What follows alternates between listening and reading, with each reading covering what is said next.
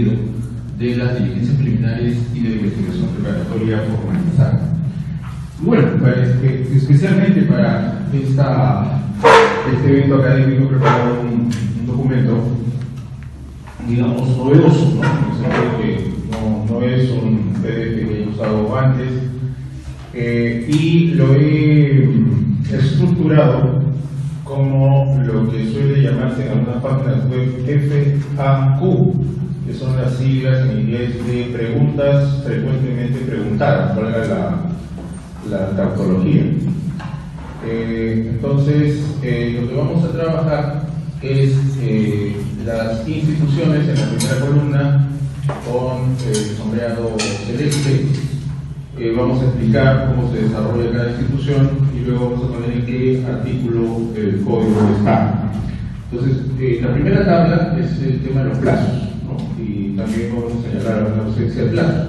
Aunque aquí en esta etapa no se nota mucho ausencia de plazos, es en otras etapas del proceso, etapa intermedia juicio oral, donde se nota que hay ausencia de plazos. Entonces, propiamente las preguntas más frecuentemente hechas las vamos a ver en la segunda etapa, ¿no? Entonces, en 2 páginas vamos a ver el tema de los plazos y luego ya vamos a agarrarnos un poco materia sobre las instituciones de la investigación. Bueno, y dice así. Hay una primera fase que después vamos a explicar. El Poder Judicial básicamente respondió, bueno, ya que insistes, sí. Es el Ministerio Público el que dijo, encantado de la vida, con una sola condición. ¿Qué condición? Necesitaríamos unos 200 millones de soles. 200 millones de soles aquí en entonces. O sea, ahora sería 4.000 millones de soles o algo así. Entonces, claro, ¿qué hizo el presidente de la República en aquel momento? Miró al Ministerio de Economía y le dijo, ¿tenemos 200 millones? Mandan papaya. No lo firmo porque no se puede aplicar. Y no se puede aplicar porque el Ministerio Público dice que necesita 200 millones y mi Ministerio de Economía dice que no tiene 200 millones. Y el proyecto se archivó. Era una suerte de código intermedio, ¿no? El código del 91, que estuvo con algunos artículos de vigencia adelantada, era bastante deficiente en algunas cosas. Por ejemplo, no tenía audiencia en prisión preventiva el código 91. O sea, igual que en el código de procedimientos penales, el juez, como los loquitos, él solito se preguntaba y él mismo se respondía si el procesado debía seguir su proceso libre o preso. No había audiencia de prisión preventiva. En cambio, en el proyecto 97 sí, ¿no? Ese es un avance notable. Entonces, por esa razón es que Fausto Alvarado Dodero, el ministro de Justicia, que tuvo la idea de crear un nuevo Código Procesal Penal, dijo, no, hay que convocar a alguien del MEF. ¿Para qué? Para que cualquier protesta por razones económicas la haga ahí, cuando el código se está dando a luz, que no la haga a última hora, ¿no? O sea, que ya tenemos todo el código listo y nos ven a arruinar la fiesta diciendo, ¿sabes qué? No es plata. Entonces, vamos a tomar un montón de decisiones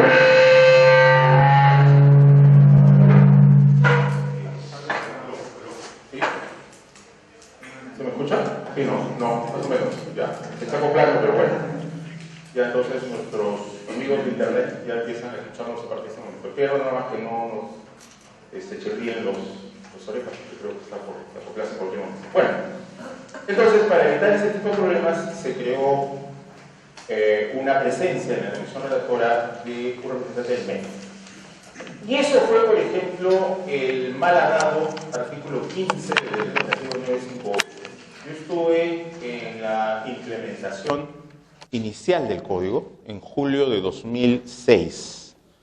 Ahí siempre yo recuerdo las palabras iniciales de 100 años de soledad de García Márquez, ¿no es cierto? El mundo era tan reciente que las cosas carecían de nombre y para señalarlas había que indicarlas con el dedo.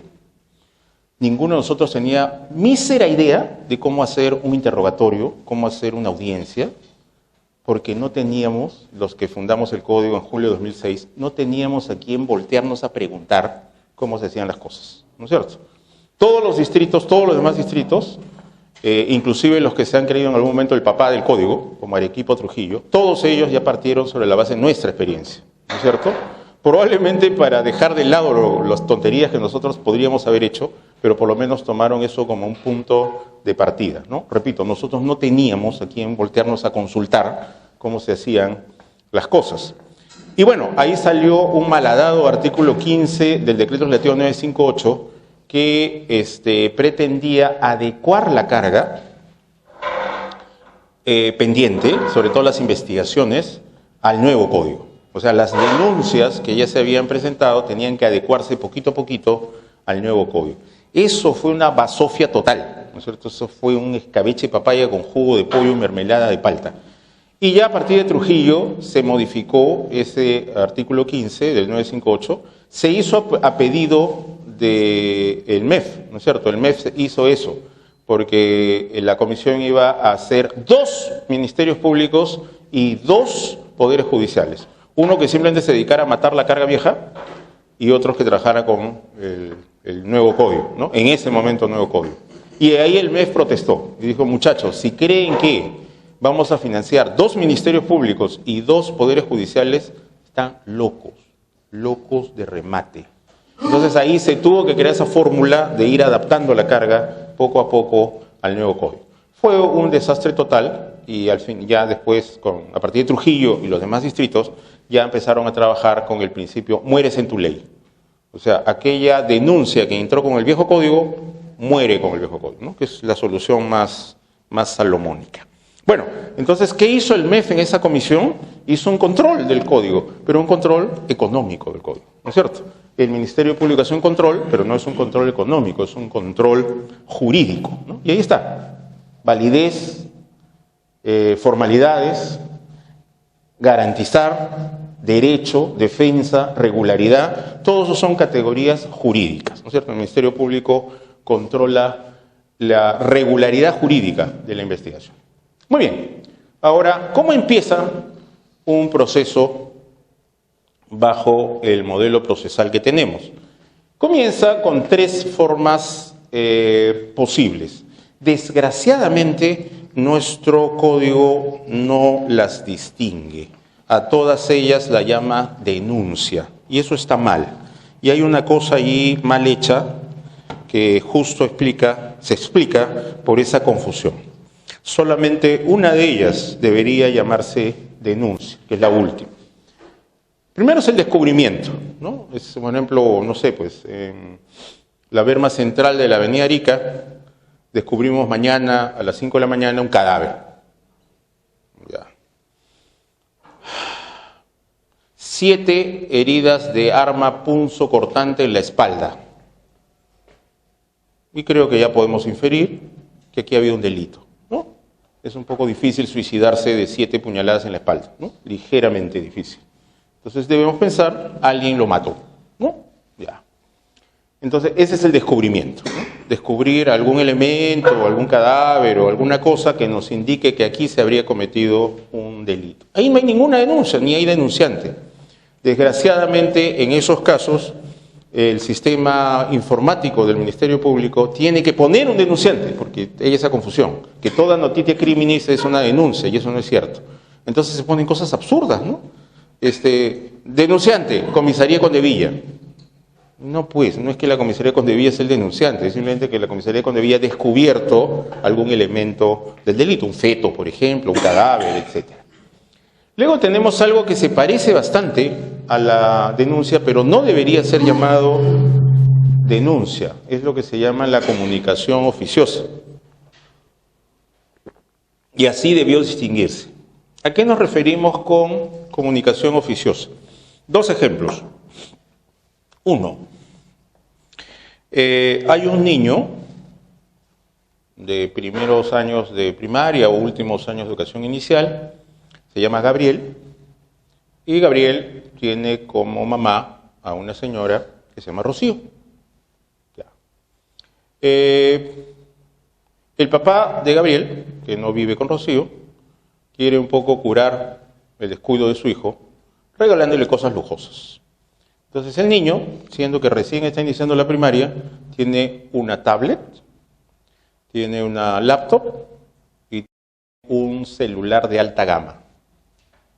Ya. ¿Qué ha pasado? Ladrones que hay entre la puerta de su casa y la puerta de su colegio ya saben que el niño tiene bienes eléctricos muy valiosos. Así que lo asaltan a lo largo de la semana y lo asaltan con chaveta. Así que un día, lunes, le quitan la laptop, el martes le roban la tablet y el miércoles, de yapa, le roban el celular. Ya está. El jueves en la mañana, el niño cae desmayado en el aula. Entonces lo llevan al tópico del colegio, lo examinan y tiene heridas de arma punzocortante. ¿Qué hace entonces el director del colegio? Pone en conocimiento ese hecho de la Fiscalía de turno o de la comisaría del sector. Es absurdo llamar a eso denuncia. Eso no es técnicamente una denuncia, eso es una comunicación oficiosa.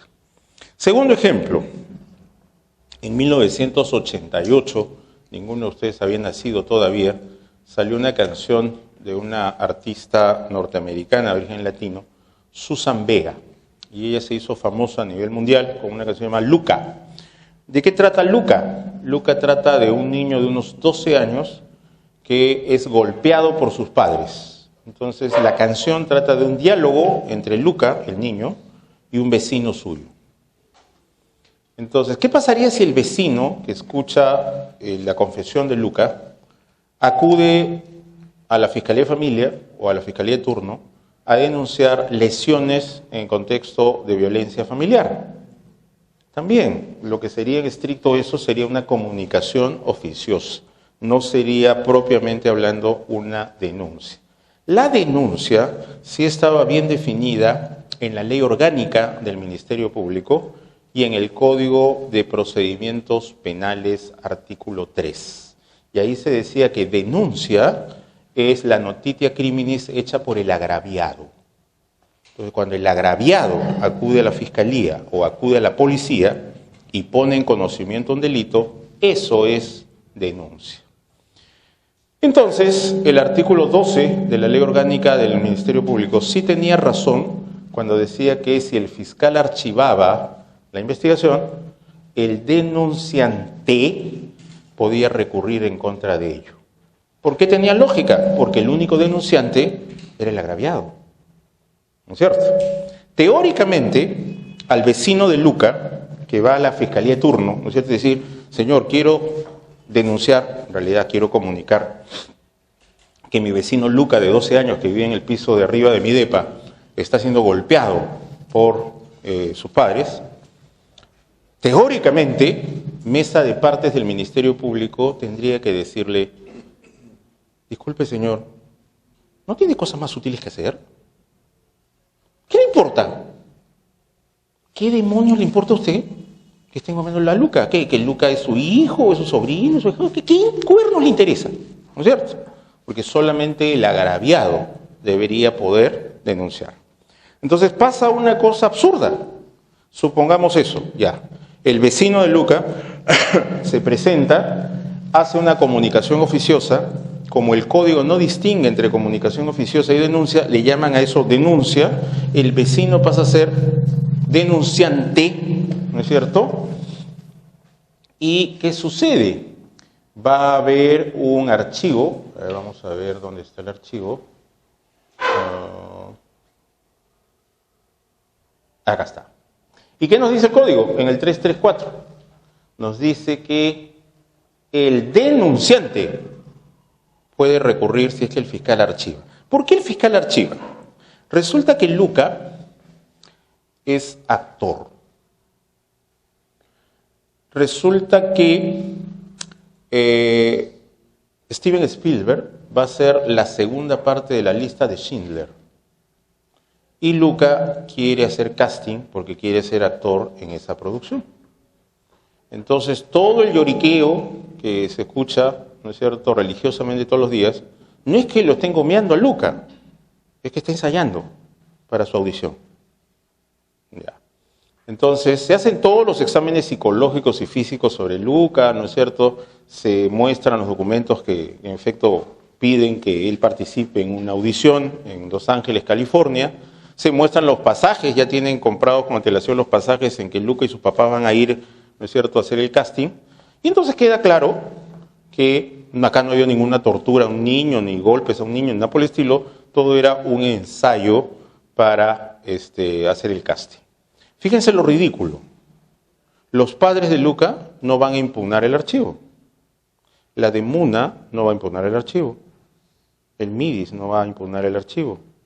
La Fiscalía de Familia, que se ha personado al proceso, tampoco va a impugnar el archivo, porque ya comprobaron que todo era simplemente un casting. Y el vecino, que no tiene ninguna vela en el entierro, sí puede impugnar, sí puede hacer que se eleven los actuados al fiscal superior, ¿no es cierto? Eso es plenamente absurdo. Y todo, repito, por no distinguir entre la denuncia y la comunicación oficiosa, ¿no es cierto? Es un tema lamentable. Muy bien, ¿a quién hay que hacer esta notitia criminis? Que puede ser, repito, descubrimiento, comunicación oficiosa o denuncia. Puede hacerse ante la Fiscalía de turno o puede hacerse ante la policía. El artículo 67 permite que la policía tome un conocimiento inicial de los hechos. Y definitivamente esto tiene toda la razón del mundo, porque la Policía Nacional tiene mucha más presencia geográfica en el territorio nacional que el Ministerio Público. O sea, allí donde el fiscal más cercano está 3 días en lancha, ahí hay un destacamento policial. Entonces, claro, tiene sentido que la gente, para denunciar o comunicar una notitia criminis, no solamente pueda acudir a la Fiscalía, que le pueda noticiar a la policía un eventual delito. En esos casos, dice el 67 del Código, la policía hace las medidas urgentes e imprescindibles para que no desaparezca la prueba hasta que llega al fiscal. Pero está obligada a comunicarle al fiscal. Y una vez que le comunica al fiscal, entonces ahí se hacen los varios incisos del artículo 68 del Código. Ahí está la lista de cosas que puede hacer la policía por mandato del fiscal. Y esto de que el fiscal asume la conducción con la colaboración de la policía está pues en el 159, inciso 4 de la Constitución. Bien, ¿quiénes hacen la investigación? La investigación la puede hacer la Fiscalía misma con su personal, puede encomendarle toda la investigación a la Policía Nacional o puede ser un combo mix entre Fiscalía y Policía. Esta figura del combo mix, es decir, que al mismo tiempo está investigando la Policía y la Fiscalía, no era práctica usual en el viejo Código. ¿Por qué? Porque la policía tenía que emitir un atestado. ¿Y qué había en el atestado? En el atestado había 2 cosas. Había una sindicación de presuntos responsables y había una calificación jurídica. Entonces se decía, ¿no? El señor fulano y sutano son presuntos autores del delito de robo agravado. Entonces la policía decía, y sigue diciendo hasta hoy aquí en Lima, donde es el único lugar donde se está aplicando el viejo Código, fiscal, tienes que darme toda la investigación, no puedes darme una parte de la investigación. ¿Por qué? Porque si me das solo una parte, ¿cómo hago yo la lista de todos los implicados y cómo califico jurídicamente el hecho? Entonces, para poder hacer esas 2 cosas, yo necesito tener toda la investigación.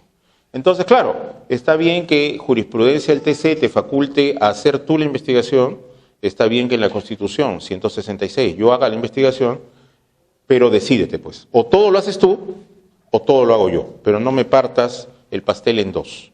Muy bien, ¿por qué en el nuevo modelo sí se permite eso? Sí se permite el combo mix, una parte de la investigación la hace la policía y la otra la hace el despacho fiscal.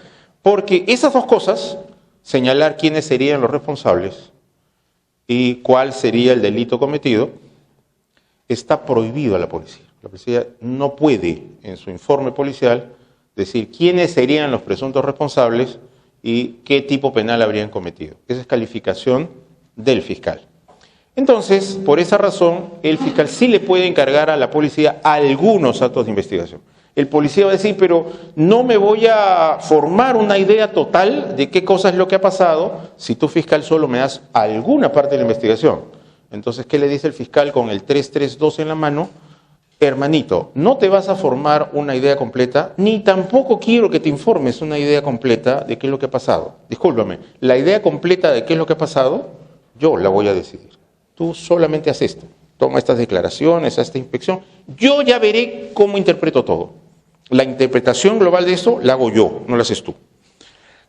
Esta especificación del 332, que la policía no puede señalar responsables y no puede calificar los hechos, es sin duda hija directa de una investigación que hizo hace 21 años el primer secretario general que tuvo el Ministerio Público, el maestro Jorge Villegas Ratti, allá a comienzo de los 80s. También sé que ninguno de ustedes había nacido. El doctor Jorge Villegas es profesor, creo que hasta el día de hoy, de la Universidad de Lima. Y en 1998 hizo algo inaudito con gente de la Universidad de Lima. Trabajo de campo. Trabajo de campo. Bueno, ya en general, que estudiantes de Derecho investiguen con trabajo de campo, ya es difícil. Los estudiantes de Derecho no están acostumbrados a hacer trabajo de campo. Pero que los de la de Lima hagan trabajo de campo, bueno, mis respetos. Bueno, Jorge Villegas llegó a hacer eso, que sus cachorros salieran a recorrer fiscalías y juzgados para levantar información de campo. ¿Qué hallaron? Hallaron una cosa interesante. El fiscal es 100% libre frente al atestado. O sea, el fiscal no tiene por qué seguir el atestado en nada.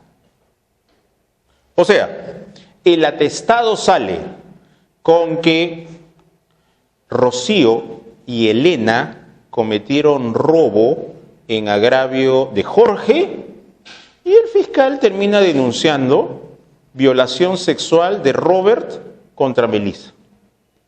Y uno dice, ¿qué demonios tiene que ver un atestado de robo con una violación? Nada, pero tampoco tiene por qué atarse. Es simplemente que el fiscal es absolutamente libre frente al atestado. No tiene por qué seguir la lista de presuntos responsables, ni tiene por qué seguir los delitos supuestamente cometidos. Pero ¿qué halló la investigación de Jorge Villegas, que se publicó en la revista de la Facultad de Derecho de la de Lima, Jus et Praxis? En el 90% de los casos, el fiscal repetía al pie de la letra el atestado, hasta con errores ortográficos.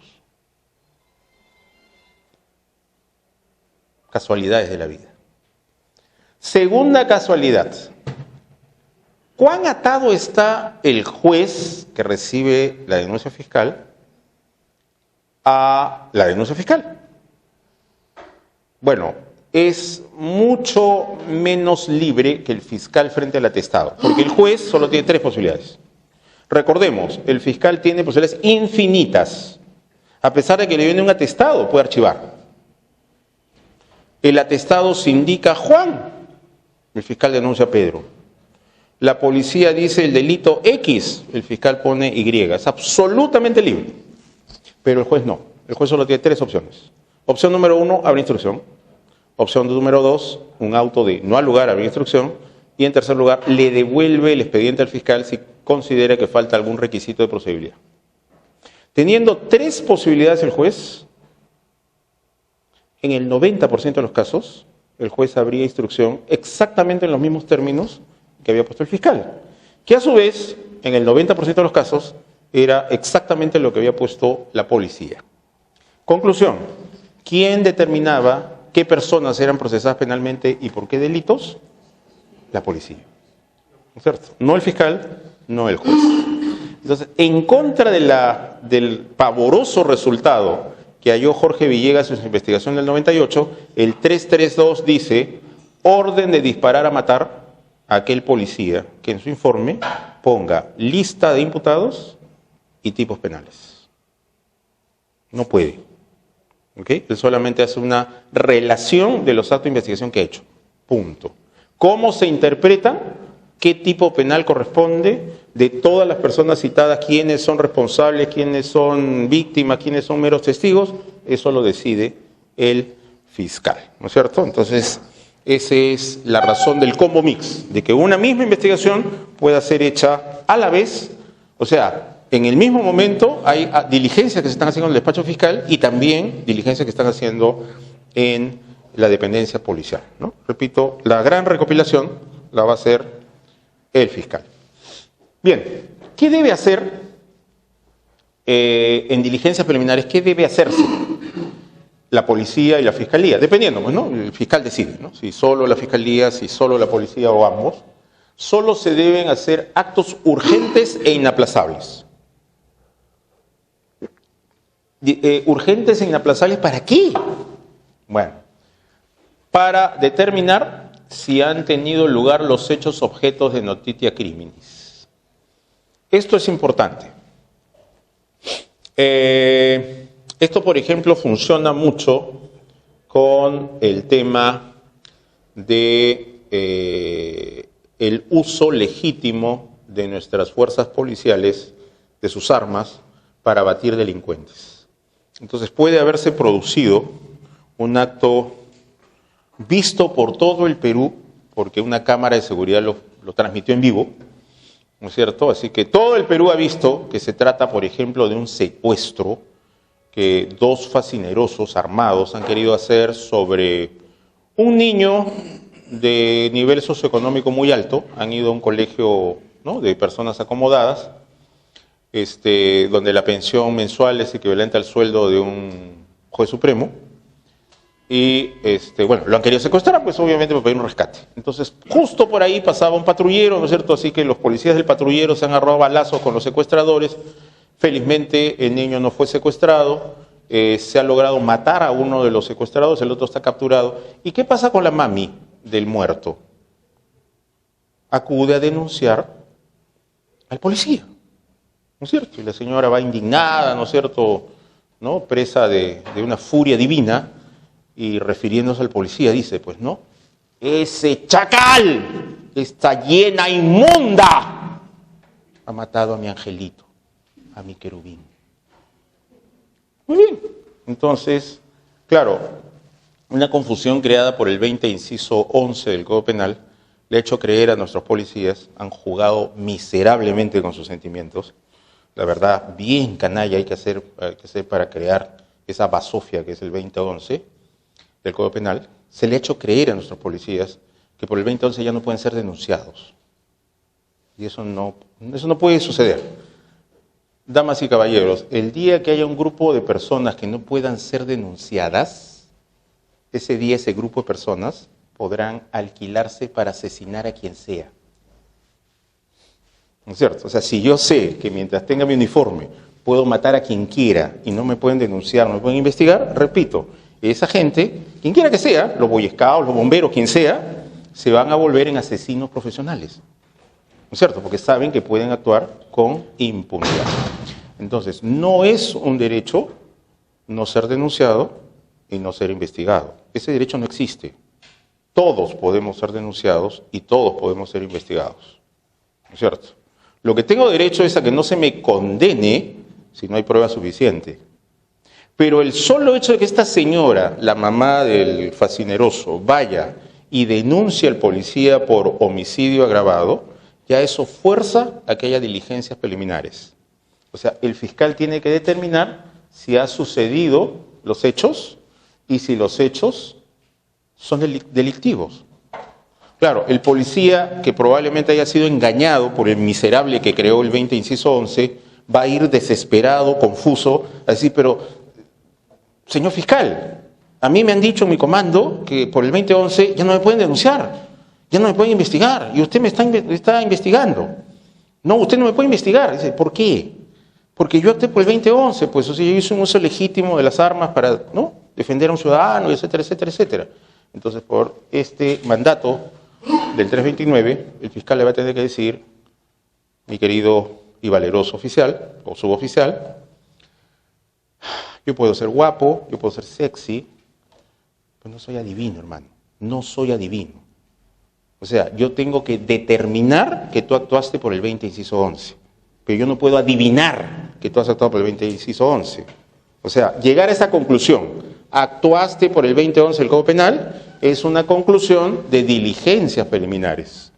Tengo que abrirte diligencias preliminares, ¿no es cierto? Y repito, no hay nada escandaloso en ello porque no existe el derecho a no ser denunciado y no existe el derecho a no ser investigado. Esos derechos no existen. Felizmente, porque vuelvo a decir, el día que haya un grupo de personas, llámense como se llamen, que no puedan ser denunciados y no puedan ser investigados, ese día ese grupo de personas se convierten en asesinos a sueldo con total impunidad. Muy bien, ¿qué más se hace en diligencias preliminares? Hay que asegurar los elementos materiales de la comisión, o sea, bueno, hacer un levante de las armas, casquillos de bala, etcétera, etcétera, etcétera. Hay que individualizar a las personas involucradas en la comisión de los hechos, y sobre esto una alerta. No es lo mismo identificar que individualizar. Y la verdad, muchos fiscales, porque los fiscales confunden las cosas. ¿Qué cosa es identificar a un ser humano? Es tener su ficha RENIEC. O sea, sus nombres completos, su apellido completo, su número de DNI, cómo se llama su papá, cómo se llama su mamá, estatura, domicilio, grado de instrucción, etcétera, etcétera, etcétera. Eso es identificar. Pero acá no se habla de identificar, se habla de individualizar. ¿Qué es individualizar? Creo que estamos alrededor de 8.000 millones de seres humanos en todo el planeta y subiendo. Individualizar es saber cuál de los 8.000 millones de seres humanos es el que ha cometido el delito.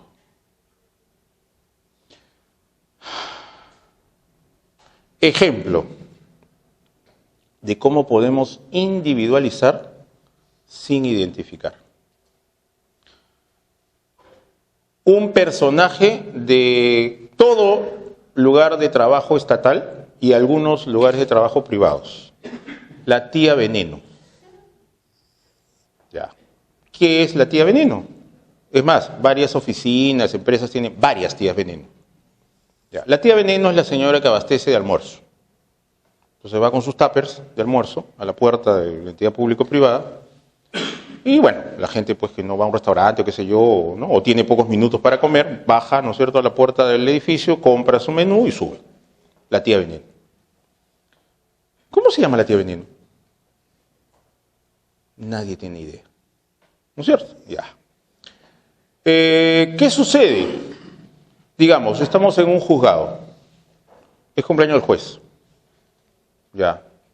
Todos queremos ir a celebrar el cumpleaños del juez.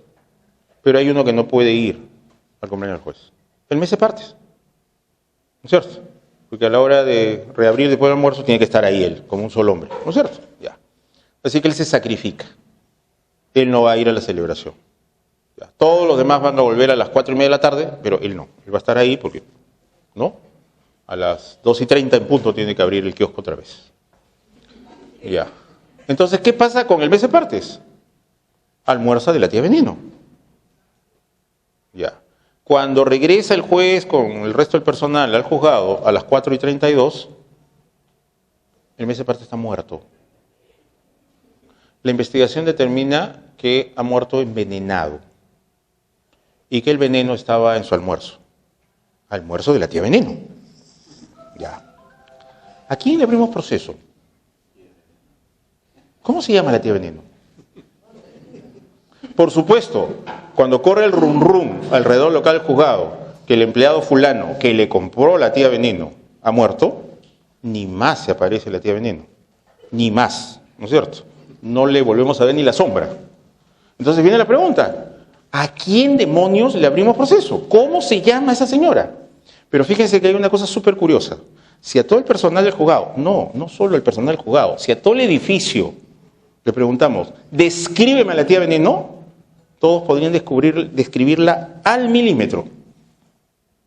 Es una señora de entre 55 y 60 años, 1,43 m, rechoncha, tez blanca, tiene un lunar del lado izquierdo, como es rechonchita, camina balanceándose como un osito, ¿no es cierto? Tiene pecas en las manos, siempre usa una sortija de color, con una piedra de color verde. Y tiene un diente de oro, del lado derecho, arriba.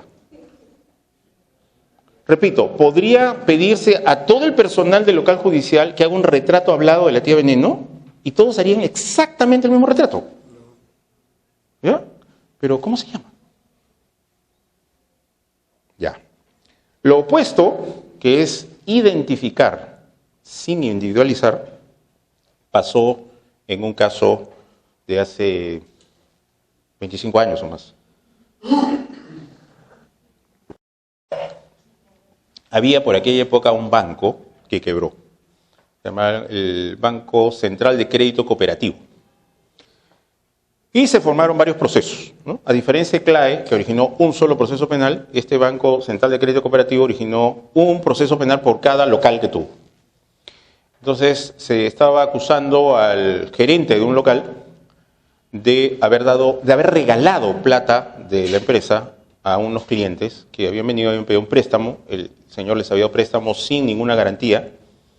Y por supuesto estos clientes nunca pagaron nada. O sea, les regaló la plata. Eso es fraude en la administración de personas jurídicas.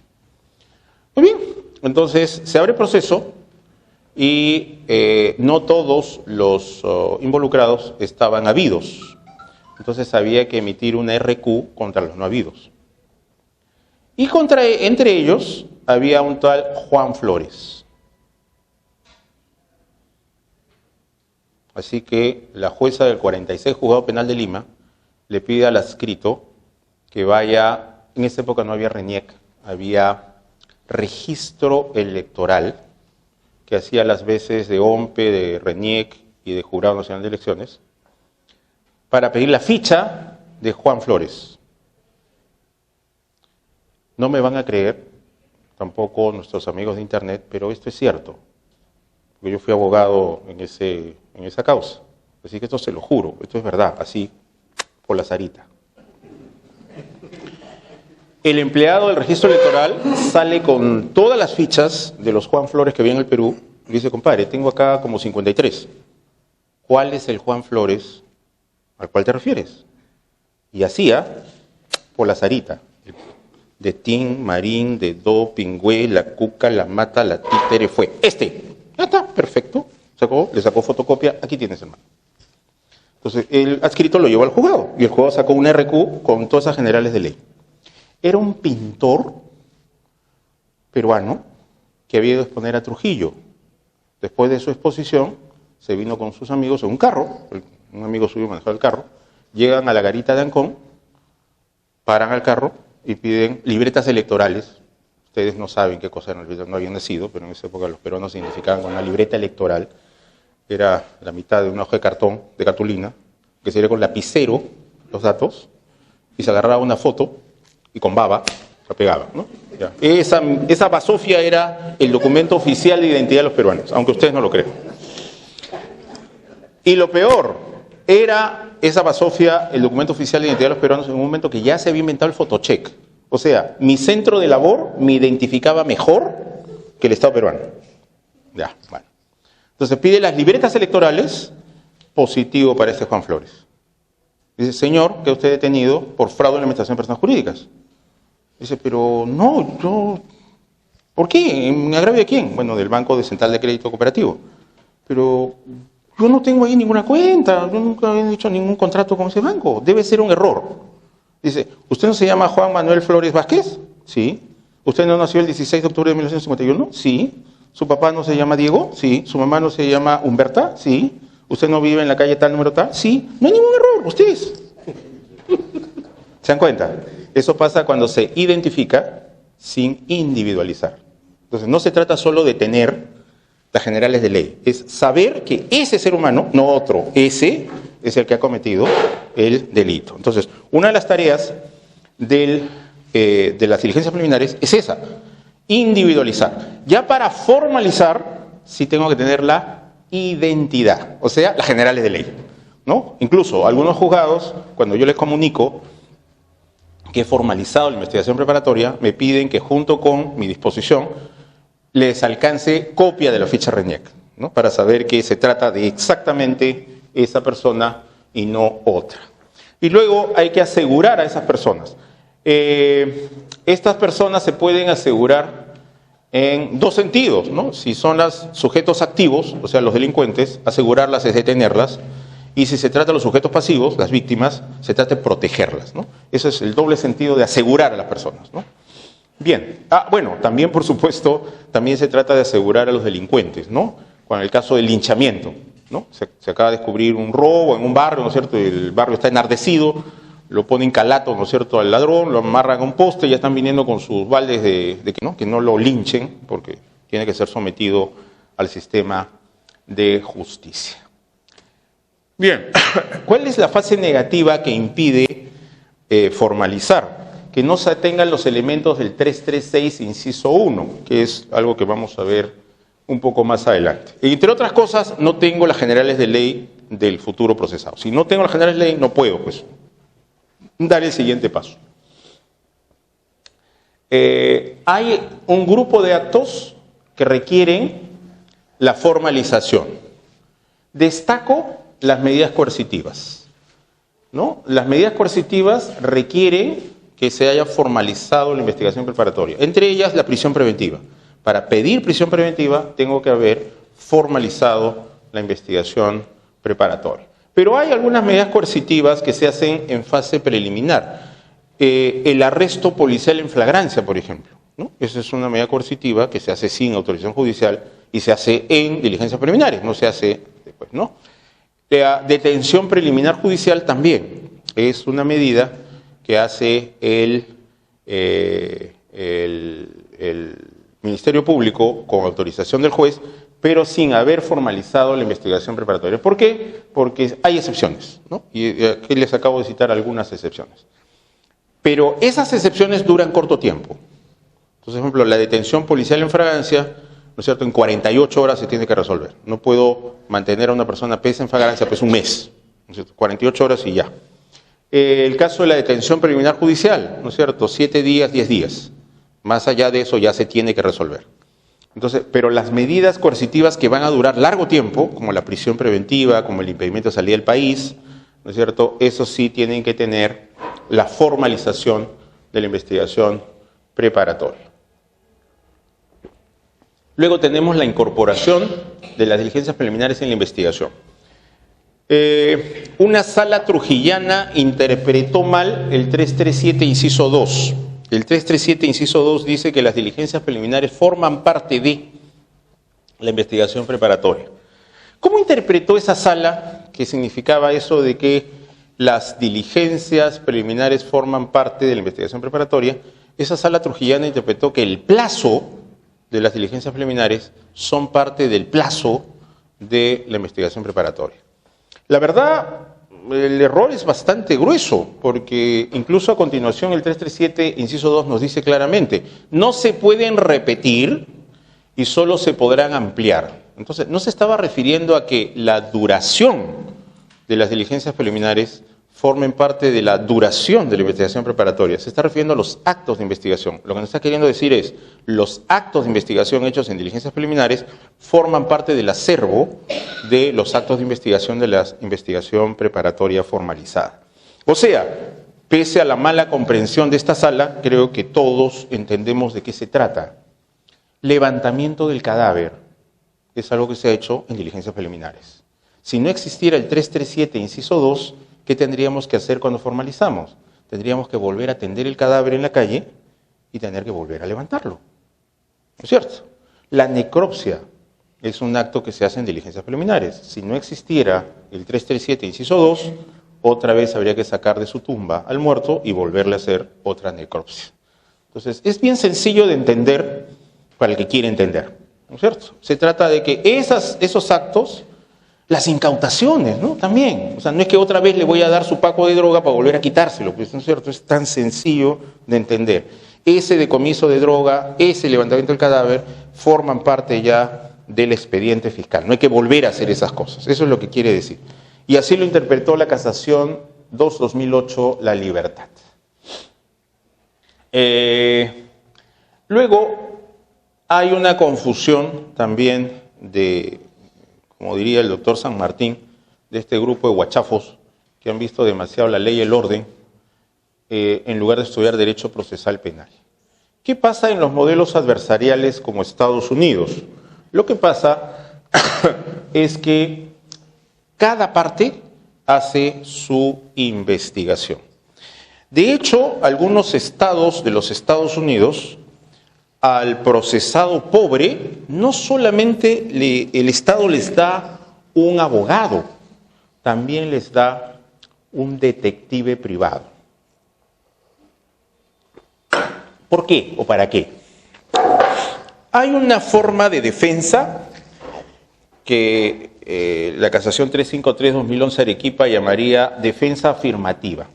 ¿Cuál es esta defensa afirmativa, esta forma de defensa afirmativa? Se llama coartada. Entonces me indican de que yo maté a Roxana en el local de la Fiscalía el día domingo 14 de julio a las 2:30 de la tarde en el piso 5 de la Fiscalía. Esa es la sindicación. ¿Cuál es mi defensa? Mi defensa dice, señor, yo no estaba a las 2:30 de la tarde del domingo 14 de julio en la Fiscalía. ¿Ah, no? ¿Dónde estabas? Yo, la verdad, me había ido a un hotel de Puente Piedra que se llama Pecados, una letra P, una letra K y el número 2, PK2. Y estaba con Susi. ¿Y quién demonios es Susi? Susi es una veneca que hace masajes tántricos. Yo estaba, la verdad, bastante tenso con la chamba, así que, bueno, pues vi un anuncio que decía, ¿no? Venezolanas lindas dan masajes tántricos. Dije, bueno, voy a experimentar nuevas sensaciones. Así que, como era un poco rochoso hacerlo en mi casa, entonces quedamos con la veneca en irnos a este hotel Pecados. Un amigo me la recomendó. Entonces, yo he estado desde las 10 de la mañana del domingo 14 de julio hasta las 6:30, puro masajeo. No he salido ni para los temblores. Por lo tanto, es imposible que yo haya estado en el local del Ministerio Público, piso 5, a las 2:30 de la tarde, asesinando a Roxana. No pude haber estado ahí. ¿No es cierto? Ya. Pero ¿qué dice la Casación 353-2011 Arequipa, Fundamento Jurídico 4.6? Dice, si el procesado hace defensa afirmativa, él tiene que probar sus afirmaciones. O sea, la presencia del procesado en el Hotel Pecados con Susi, la veneca masajista, no es algo que deba probar el fiscal. ¿Por qué no? Porque el fiscal no está afirmando eso. Quien está afirmando que estuvo en el Hotel Pecados con Susi es el procesado. Entonces, es el procesado el que debe probar eso. ¿No es cierto? 196 del Código Procesal Civil. La carga de la prueba corresponde a quien afirma. ¿No es cierto? El que niega, eso lo se llama defensa negativa, le basta negar. ¿No es cierto? Hay dos formas de defensa negativa. Nunca son suficientes, pero son también una forma de defensa. Primera forma de defensa negativa, negar los cargos. ¿Mataste a Roxana? No. Y ya está, defensa negativa. Segunda forma de defensa negativa, guardar silencio. ¿No es cierto? Señor, ¿mató usted a Roxana? Señor fiscal, me acojo a la quinta enmienda. Me acojo a mi derecho a guardar silencio. No voy a contestar esa pregunta. Ya está. Si yo niego los cargos, o sea, señor, ¿mató usted a Roxana? No. No tengo que probar nada. Recordemos, 196 del Código Procesal Civil. Prueba el que afirma. ¿No es cierto? Yo acá no estoy afirmando, estoy negando. ¿No es cierto? Es el fiscal el que me tiene que probar que yo sí maté a Roxana. ¿No es cierto? ¿Por qué? Porque el fiscal está lanzando una afirmación. ¿no es cierto? El procesado mató a Roxana. Como él afirma eso, él tiene que probarlo, ¿no es cierto? Es el onus probandi fiscal. ¿Ok? Si yo guardo silencio, tampoco estoy afirmando nada. Y si no estoy afirmando nada, no tengo la carga de probar nada, ¿no es cierto? Pero si abro mi bocota y digo, no, yo no estaba en el lugar de los hechos cuando Roxana fue asesinada. Yo estaba varios kilómetros más al norte, en Puente Piedra, Hotel Pecados, habitación 314, que tiene una vista bien bonita al mar, con Susi, la masajista tántrica. Si yo afirmo todo eso, yo tengo que probarlo. Ya. ¿Cómo se hace eso en Estados Unidos? Con mi detective privado. Contrato a un detective privado y mi detective va al Hotel Pecados, pide una copia certificada del registro de pasajeros, donde consta mi firma y la firma de Susi.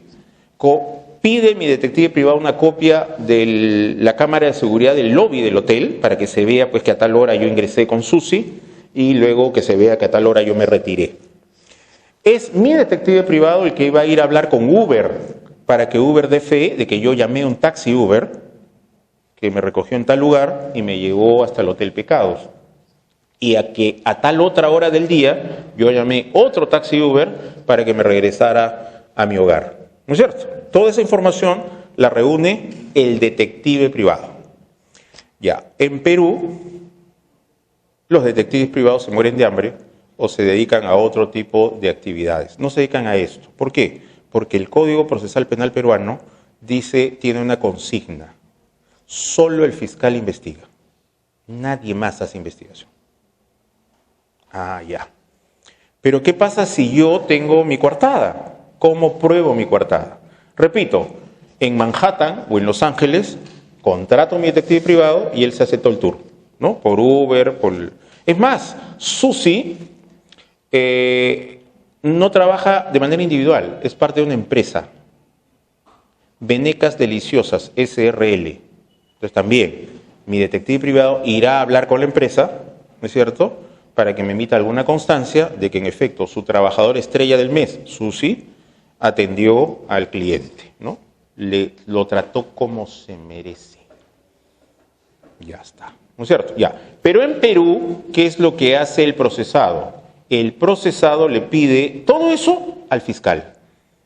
O sea, señor fiscal, oficie usted al Hotel Pecados para efectos de que le alcance copia del video de seguridad del día 14 de julio de 2019 entre las 9:35 y las 10:12, para los efectos, pertinencia, de constatar cómo a tal hora yo llegué con Susi.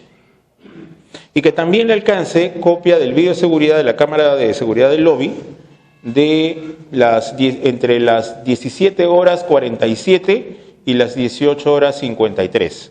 ¿Para qué? Para dejar constancia de que en ese lapso yo me retiré del hotel. También pido que se oficie a la empresa Uber para efectos de que el cliente, abogado estresado, esa es mi cuenta, mi nombre de guerra en Uber, solicitó un taxi, ¿no?, el día tal para que lo recoja de tal punto y lo lleve al Hotel Pecados. Y que ese mismo usuario pidió otro taxi para que lo sacara del Hotel Pecados y lo llevara a tal otro lugar.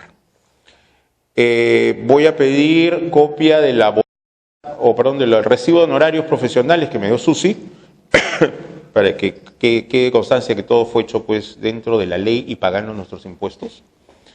Y de esa manera yo pruebo mi coartada, ¿no es cierto? Ahora, ¿qué pasa si el fiscal es terco?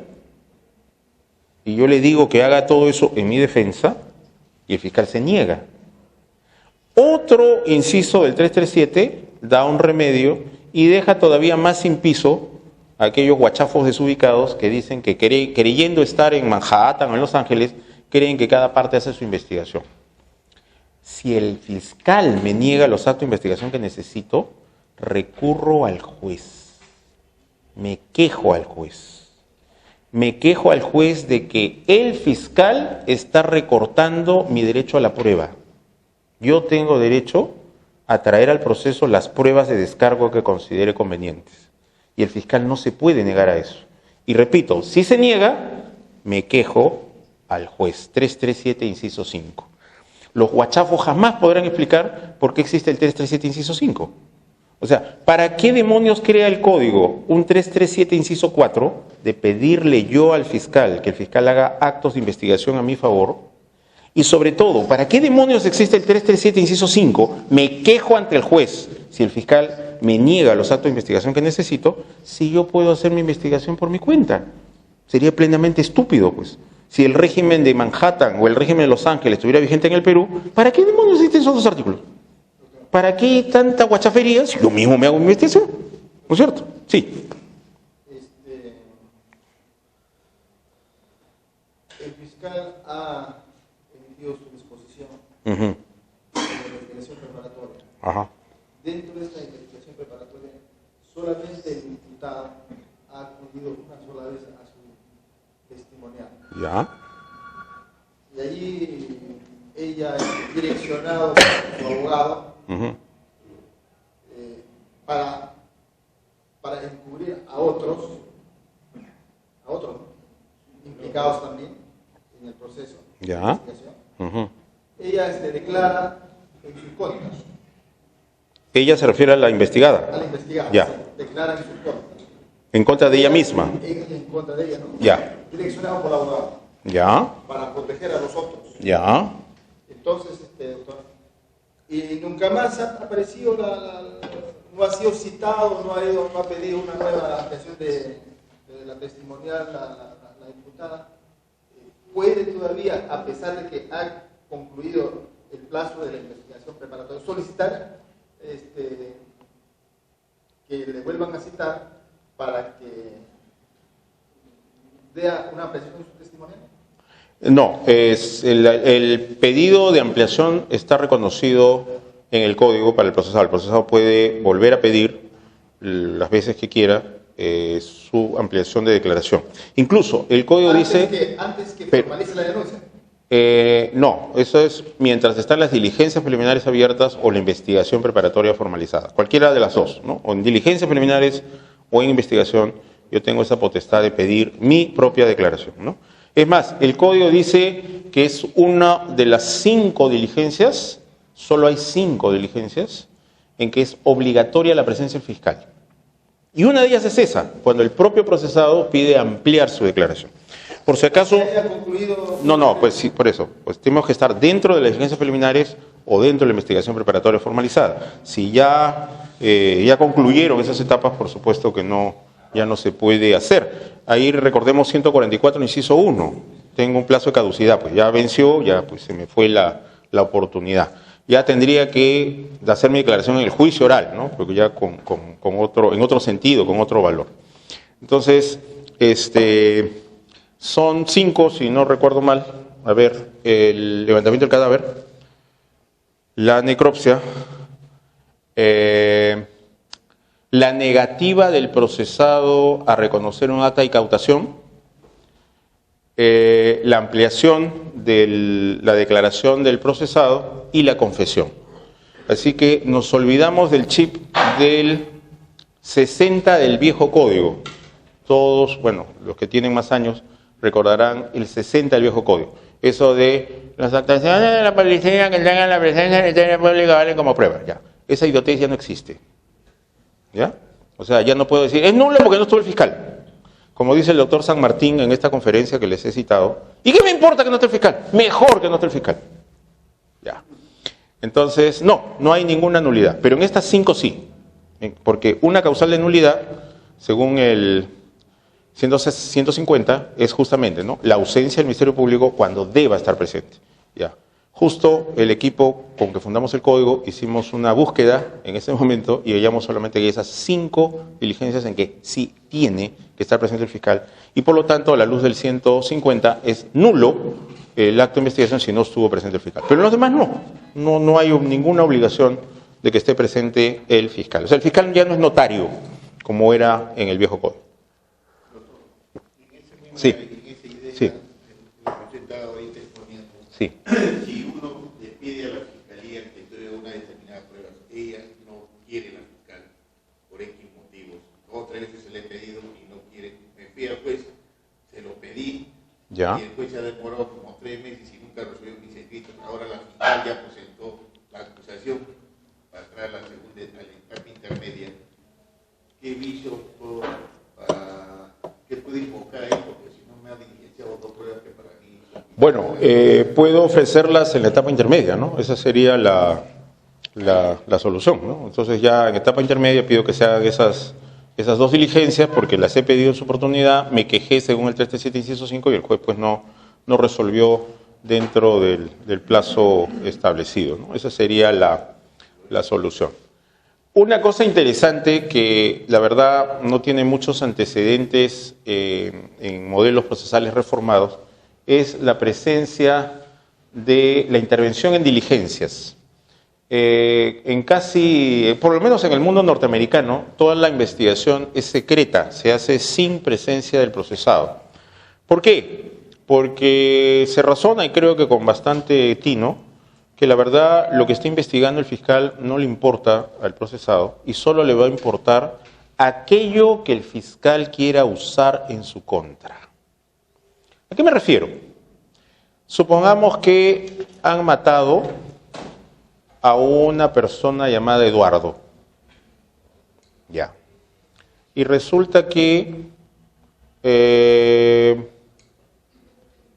una testigo es Melissa. Ya. ¿Por qué no le importa al futuro procesado que se llama Robert que Melissa venga a declarar como acto de investigación? Porque sencillamente Robert no sabe si el fiscal va a usar la declaración de Melissa en su contra o no. Podría ser, por ejemplo, que Melissa sí tenga algo en contra de Robert. Tienen alguna enemistad, alguna rivalidad, vaya uno a saber por qué. Ya, podría ser. Entonces, claro, nuestros modelos dicen, no, sí debe participar por oponerse porque es una enemiga manifiesta o qué sé yo. Los gringos no se hacen paltas. ¿Quién sabe si Melissa finalmente quiera declarar? De repente Melissa no se quiere comprometer y da respuestas evasivas. Entonces, al final, Robert y su abogado habrían intervenido, se habrían opuesto y qué sé yo, para nada. Porque al final Melissa se tiró para atrás y no quiso dar mayores detalles de qué cosas supo, qué cosa vio, qué cosa no vio. Entonces, los gringos, mucho más pragmáticos, dicen, no, toda la investigación es secreta. Aquellas cosas que luego el fiscal quiera usar contra el procesado para acusarlo, ahí sí. Eso en Estados Unidos se llama discovery, descubrimiento, y en Canadá se llama disclosure, es mostrar mis cartas. El fiscal dice, ¿no? He hecho 520 actos de investigación, pero de esos 500 solo voy a usar 20. 20 actos de investigación los voy a convertir en prueba. Entonces, ahí sí, sobre esos 20, prueba prohibida, prueba ilícita, tachas, lo que sea. ¿No es cierto?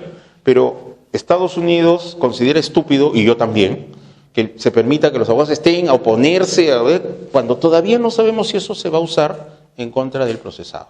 O sea, como dice el proverbio jurídico, tanto brinco cangrejo cuando el suelo está parejo. Ejemplo, un señor que fue congresista en el Congreso anterior, el señor Gago, que no sé por qué lo llamaban por ahí Gago, pero según Reñec no es Gago, es Gago. Y el señor Gago fue investigado porque supuestamente su empresa de fotocopiadoras, o mejor dicho, sus empresas de fotocopiadoras, porque son como 4 empresas que siguen al mismo rubro, habrían seguido contratando con el Estado, a pesar de que un funcionario público no puede hacer ni directa ni directamente contratos con el Estado. Entonces, claro, la Fiscalía le pidió a las empresas, por favor, sus libros contables. Y la empresa, se hicieron los locos.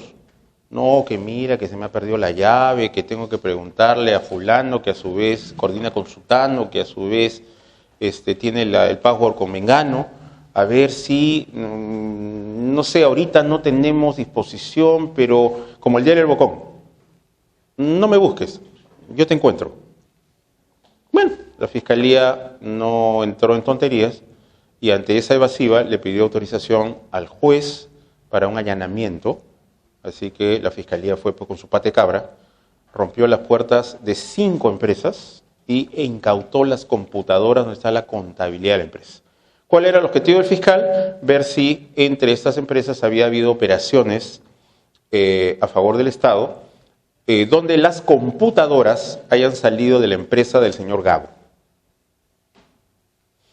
Muy bien, ¿qué se hizo? Jesucristo se recurrió en tutela. Estas empresas recurrieron en tutela. Bueno, hubo una audiencia kilométrica en primera instancia, se rechazó la pretensión, la apelación, también tuvimos 3 sesiones larguísimas y al final, quien era fiscal de la Nación en aquel momento, archivó la denuncia de Gago.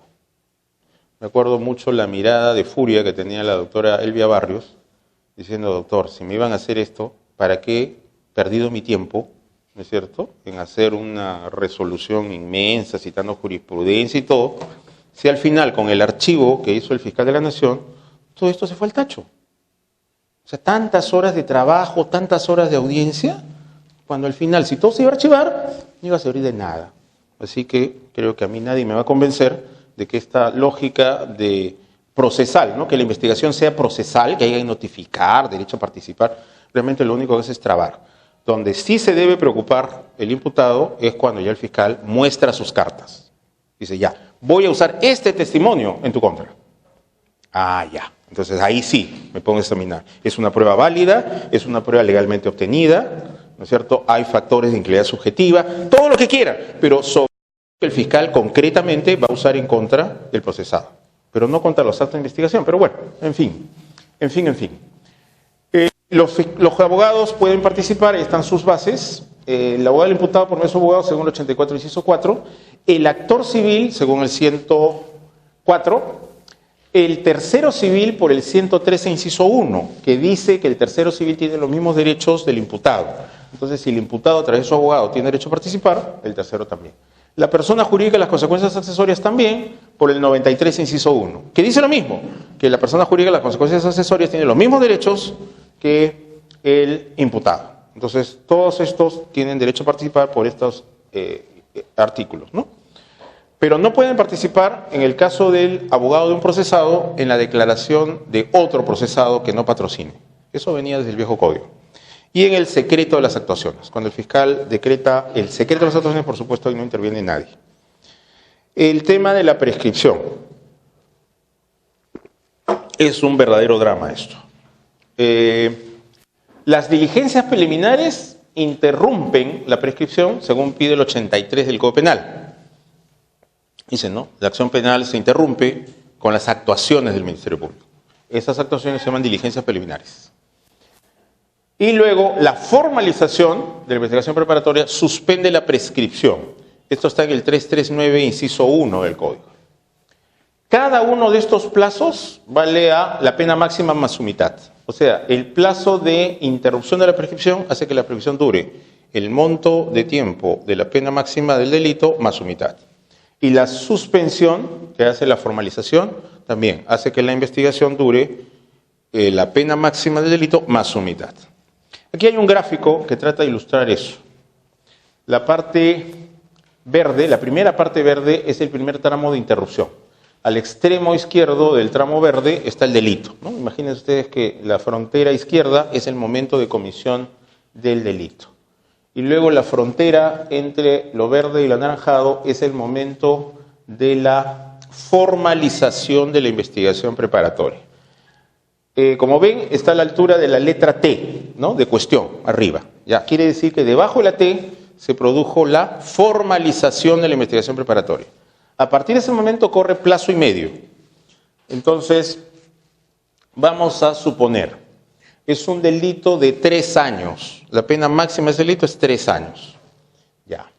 Entonces, ¿qué ha pasado? Antes de que se venzan 4 años y medio, acuérdense, es el plazo más su mitad, se formaliza. Entonces, la letra T, donde está la frontera entre la parte verde y la parte anaranjada, supongamos que pasó a 2 años. Ya. 2 años de 4 años y medio. Entonces ahí deja de contarse los 4 años y medio y paramos el cronómetro de la interrupción en el año 2. Muy bien. Y luego, cuando se formaliza, 4 años y medio. Ya. Vencen esos 4 años y medio y retomamos el plazo de interrupción que había quedado suspendido. Entonces empezamos a contar 2 años un día, 2 años 3 días, 2 años, o sea, el año y medio que falta. Conclusión, un delito cuya pena máxima es 3 años, termina triplicando su duración. O sea, entre el plazo y medio de interrupción y el plazo medio de suspensión, 9 años. Esto a una sala de apelaciones del Santa les pareció monstruoso. La sala dijo, caramba, ¿cómo muriendo caramba? Y esta sala de apelaciones del Santa declaró prescrito cómo era antes, plazo y medio. O sea, del momento del delito, la pena máxima más su mitad. Y cuando eso se venció, prescrita la acción. Obviamente la Fiscalía recurrió en casación. Esto lo vio la Sala Penal Permanente, fue la casación 332-2015 del Santa, del 28 de marzo de hace 2 años. ¿Y qué dijo esta casación? Que en efecto el plazo que hemos dicho, o sea, 3 veces el plazo base, o sea, que un delito cuya pena máxima es 3 años, va a prescribir a los 9 años, 4 años y medio de interrupción, partidos en 2, los 2 tramos verdes, y un plazo y medio de suspensión, que ese sí se cuenta entero. Esa es la manera correcta de computar el plazo prescriptorio con el nuevo código. Entonces sí, se duplica. De hecho, la Sala del Santa dice, ¿cómo va a ser posible de que los plazos largos se dupliquen, 4 años y medio, 4 años y medio, y que el plazo base se triplique? ¿No? Eso es inadmisible, es horroroso, es espantoso. Bueno, la casación dice, no, compadre, te equivocaste, es correcto, eso es, esa es la idea, esa es la idea. Y hay varios pronunciamientos al respecto, ¿no? Bien, bueno, ya habíamos visto esto de que el archivo lo puede hacer el denunciante, lo cual es absurdo. El único que debería poder impugnar el archivo de diligencias es el agraviado, ¿no es cierto?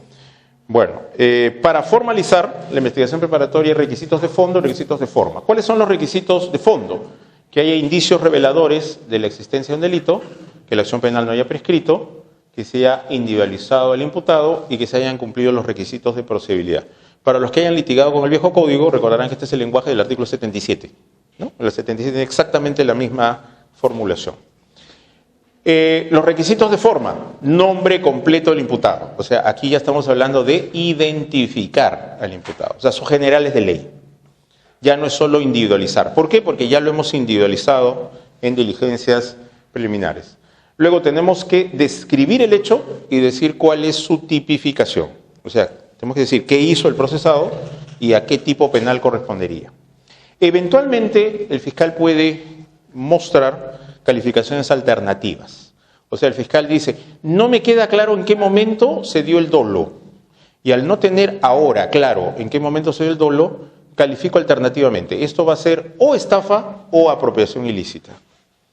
Obviamente ya sabemos, es imposible que haya un concurso entre estos dos tipos penales, ¿no? No puede ser. O sea, un solo hecho, o es estafa o es apropiación ilícita, pero no puede ser las dos cosas. Entonces, el fiscal podría dar esa calificación alternativa. Pero mucho cuidado, toda decisión de fondo sobre el hecho se refiere a eso, al hecho, no a la calificación jurídica. ¿A qué me refiero? Y esto ha pasado. Supongamos, el señor fiscal dice, no me queda claro el momento del dolo, así que en este momento que recién está empezando la fiesta, califico alternativamente, ¿ya? O es estafa o es apropiación ilícita. Ya después, cuando me quede claro qué cosa es, elegiré una de las dos. Entonces el fiscal, en efecto, termina su investigación y dice, ya me quedó claro, esto es apropiación ilícita. Ya. ¿Qué hacemos con estafa? ¿Qué hacemos con la estafa?